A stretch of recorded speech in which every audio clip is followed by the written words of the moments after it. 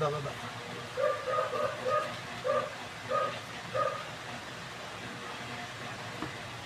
Baba lang po. Yung medyo, yan, normal lang po.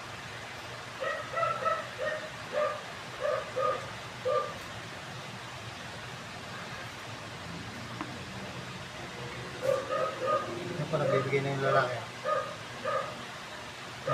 Subok.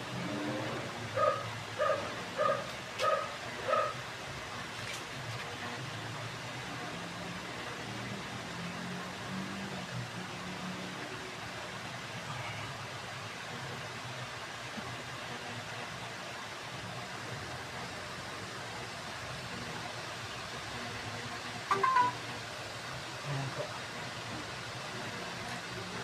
Pinakaano nga talaga itong babae, no? Yung lalaki marunong talaga marako.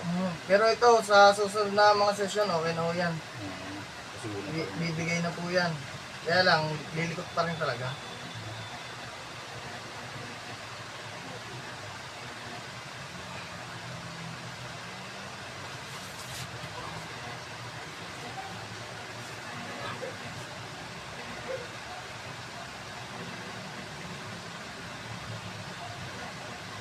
Tulak mo nga po yung lalaki dito banda.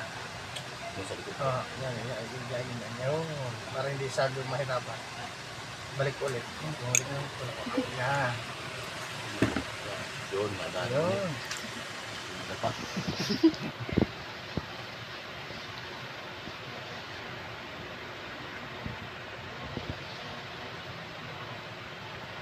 Ito. Kita niyo pa. Hindi siya umiyak. Gano'n ka lang umiiyak siya? Hindi nga pag pinagpapara ako nga pumapasok naman, hindi lang talaga nagdanak na talagang parang ano. Kasi ito na unang. No, nagwawala po. Kaya kailangan po Muntik talaga. pa mga gat kagabi. Kagatin yung ano. Pero hindi naman kagat. Nagagalit kasi siya dito. Hindi yung kumakapit ng isang kasamaan ko. Parang mo lang siya. Kala siya yung kaagatin. Binitaw mong bigla. Pabaliktad po ulit. Nahihirapan yung lalaki. Yan.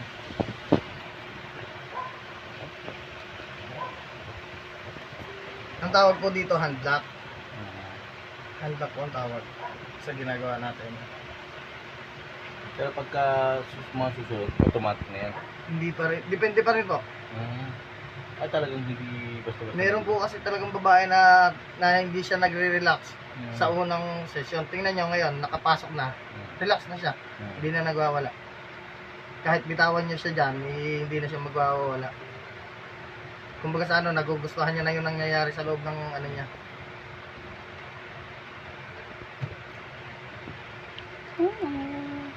Pero pag sa Askal, walang ano-ano, nagpasokali. Pati iba yung Askal eh. Maliit malaki. Diba yung Shih Tzu ni tita na ano ng Labrador ba yun? Oo, nakasabit na din. Kasabit. Ma'am, pwede pa pindot nga ng ano, kapatay. End na pa. End na po. Yung pula ata. Yung pula po. Yung pula, sige. Ay, ata eh. Papabalik na po ulit. Para hindi siya ano.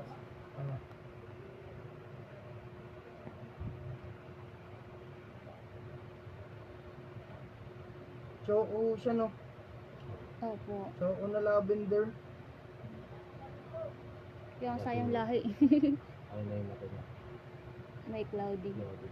Pero ginagawa niya talagang gano'n. Pero matagano. Ano pong gamit yung panggamot? Yung pangalan niya.